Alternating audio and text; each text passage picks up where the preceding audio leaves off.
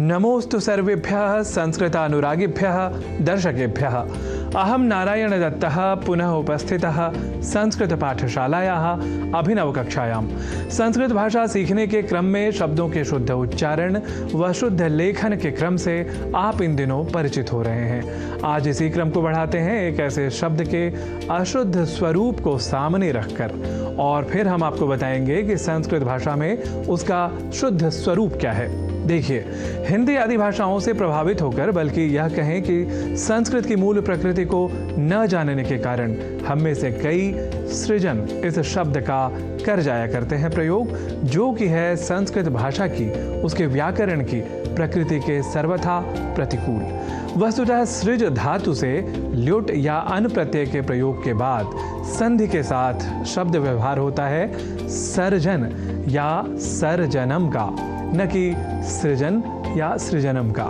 पर इन दिनों क्योंकि हिंदी आदि भाषाओं में सृजन इस शब्द का इतना प्रयोग, बल्कि दुष्प्रयोग दिख रहा है कि संस्कृत प्रयोक्ता भी संदेह में आ या अनवधान में रह सृजन या सृजनम जैसे प्रयोग ही संस्कृत में शुद्ध मानने लगे हैं। तो हम न करें सृजन या सृजनम का प्रयोग, और ऐसे प्रयोगों को देखते ही सर्जन या सर्जनम यह है शुद्ध स्वरूप यह बताया करें, तो अवश्य ही संस्कृत शब्द परक यह शुद्धि हमें प्रयोग में नहीं मिला करेगी।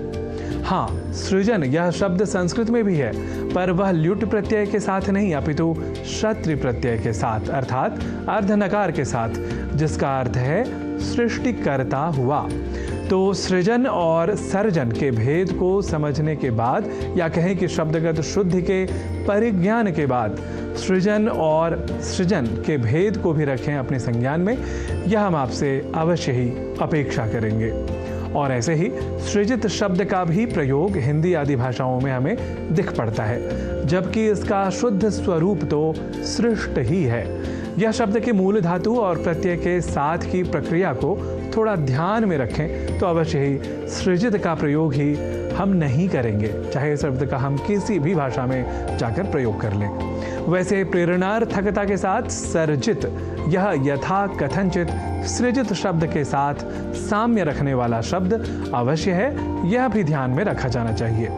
पर इस ध्यान के साथ इसका संज्ञान अत्यावश्यक है कि हम सृष्ट या तथाकथित सृजित और सर्जित के अर्थगत भेद को समझ सकें। तो आइए आज जाने गए शुद्ध स्वरूपों के प्रति रहे हमारा अधिक अवधान, ए तदर्थ कर लेते हैं कुछ वाक्यों का प्रयोग भी। जैसे हिंदी में कहना हो कि शिल्पकारों की सर्जनशीलता प्रशंसनीय होती है, इसे संस्कृत में हम कहेंगे शिल्पकाराणाम सर्जनशीलता प्रशंसनीया भवति।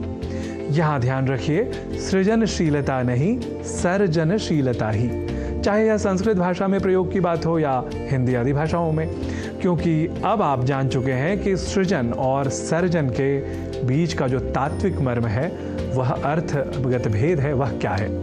ऐसे ही अगला वाक्य देख लेते हैं। परम शक्ति द्वारा यह संसार सृष्ट है, इसे संस्कृत में कहेंगे परम शक्त्या सृष्टः संसारः एषः अस्ति।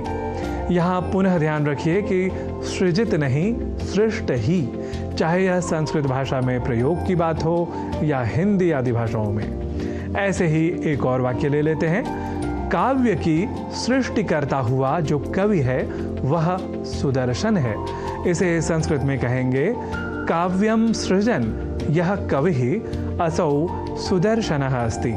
तो आज की संस्कृत पाठशाला का सार यह कि सृजन नहीं, सर्जन ही है शुद्ध शब्द।